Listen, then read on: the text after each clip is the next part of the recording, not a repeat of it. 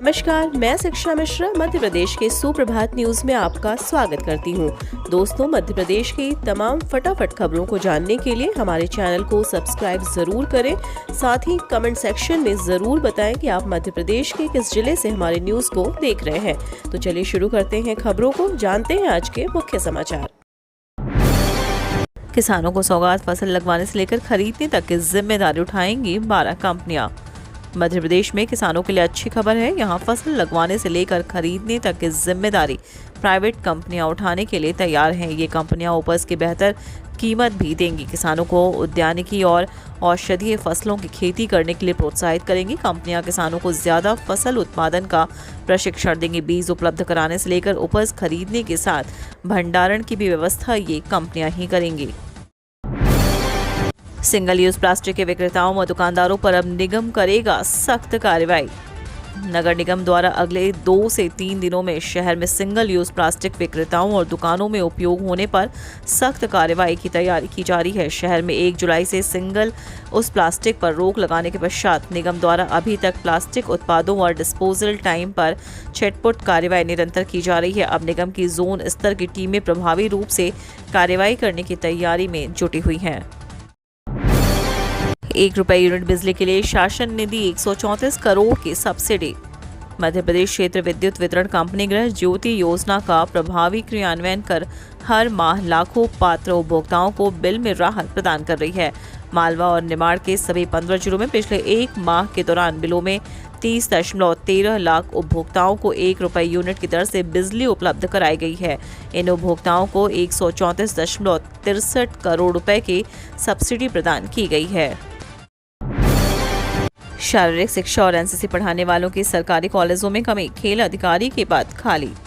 राष्ट्रीय शिक्षा नीति के तहत स्नातक पाठ्यक्रम में कई विकल्प विषय रखे हैं। विद्यार्थियों को शारीरिक शिक्षा, एनसीसी, एनएसएस जैसे विषय चुनना है, मगर अधिकांश सरकारी कॉलेजों में इन विषयों को पढ़ाने वालों की कमी है।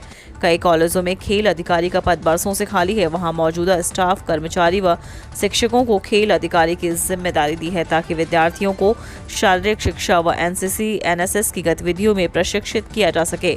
हालांकि उच्च शिक्षा विभाग खेल अधिकारी पद को भरने में प्रक्रिया शुरू करने जा रहा है। बीयू में खुलेगा कृषि विज्ञान संस्थान, विद्यार्थियों को होगा फायदा। बरकतुल्लाह विश्वविद्यालय में कृषि विज्ञान संस्थान खोला जाएगा। कार्य परिषद सदस्यों ने इसे मंजूरी दे दी है। विश्वविद्यालय के अधिकारियों ने व्यवस्थाएं जुटाना शुरू कर दिया है। इसके लिए 5 सदस्यीय समिति भी गठित कर दी गई है। यह समिति दूसरे कृषि विज्ञान संस्थान से चर्चा कर व्यवस्थाओं को पुख्ता करेंगे। विश्वविद्यालय में संस्थान खोलने के लिए नियमानुसार ICR सहित अन्य अनुमतियां लेकर आगे की कार्यवाही की जाएगी। बीयू में पिछले दिनों नए सदस्यों के साथ इसी की पहली बैठक में यह निर्णय लिया गया। इसमें लगभग 1 दर्जन से अधिक प्रस्तावों पर चर्चा कर अनुमति दी गई। उच्च शिक्षा मंत्री डॉक्टर मोहन यादव ने राष्ट्रीय शिक्षा नीति के अंतर्गत प्रत्येक विश्वविद्यालय में कृषि विज्ञान संस्थान खोलने के आदेश दिए थे। प्रदेश में अब जबलपुर और ग्वालियर के बाद तीसरा एग्रीकल्चर कॉलेज बीयू में खुलेगा। पेंशनर्स के लिए अच्छी खबर, गारंटी पेंशन योजना के तहत मिलेगा 15 लाख रुपए तक का लाभ। हर महीने खाते में आएंगे 9,250 रुपए। लाखों पेंशनर्स के लिए अच्छी खबर है। दरअसल उन्हें गारंटी पेंशन योजना के दायरे में लाने की तैयारी की जा रही है। इसके लिए PMVVY के तहत उन्हें सब्सिडी वाले पेंशन योजना का लाभ मिलेगा। इस पेंशन योजना के तहत उन्हें मासिक, तिमाही, अर्धवार्षिक और वार्षिक पेंशन उपलब्ध कराई जाएगी। CTET 2022 को लेकर आई बड़ी अपडेट्स। इस दिन शुरू हो सकती है पंजीकरण की प्रक्रिया। नियम पात्रता पर जाने नवीन जानकारी।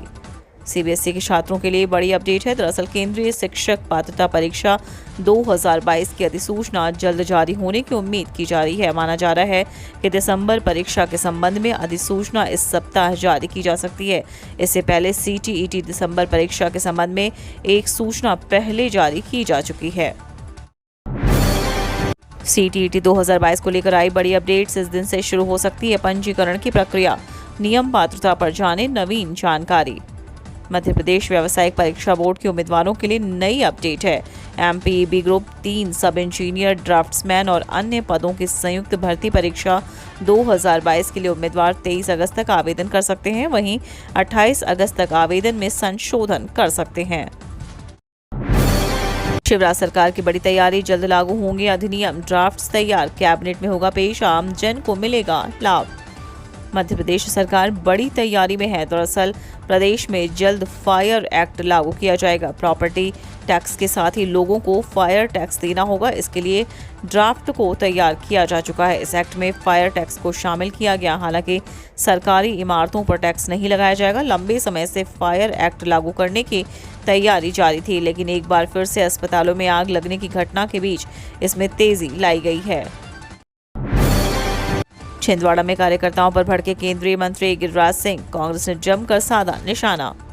छिंदवाड़ा में एक कार्यक्रम के दौरान केंद्रीय मंत्री गिरिराज सिंह अपनी ही पार्टी के कार्यकर्ताओं पर भड़कते दिखाई दिए। इस मामले का वीडियो सामने आया है, जिसके बाद केंद्रीय मंत्री कांग्रेस के निशाने पर आ गए हैं। कांग्रेस सांसद नकुल नाथ ने ट्वीट की घटना की निंदा करते हुए मंत्री के व्यवहार को जनता और कार्यकर्ताओं का अपमान बता दिया। उन्होंने यह भी कहा है कि मंत्री गिरिराज सिंह को देश की जनता से माफी मांगनी चाहिए।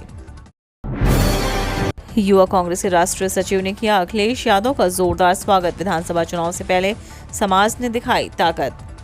जन्माष्टमी के कार्यक्रम में पहुंचे उत्तर प्रदेश के पूर्व मुख्यमंत्री अखिलेश यादव का ग्वालियर में गर्मजोशी के साथ स्वागत किया गया। यादव समाज के सैकड़ों कार्यकर्ता अखिलेश यादव के स्वागत में सड़कों से कार्यक्रम स्थल तक जमा थे। खास बात यह है कि युवा कांग्रेस के राष्ट्रीय सचिव मितेंद्र दर्शन सिंह ने पूर्व मुख्यमंत्री का जोरदार स्वागत किया। स्वागत का आलम यह था कि बहुत बड़ी माला क्रेन पर लटकाई गई थी। स्वागत के बाद चर्चा शुरू हो गई कि आने वाले समय में मितेंद्र दर्शन सिंह यादव समाज का बड़ा चेहरा बनकर उभरेंगे। उधर कांग्रेस सहित अन्य पार्टियों में भी अलग तरह की चर्चाएं शुरू हो गईं।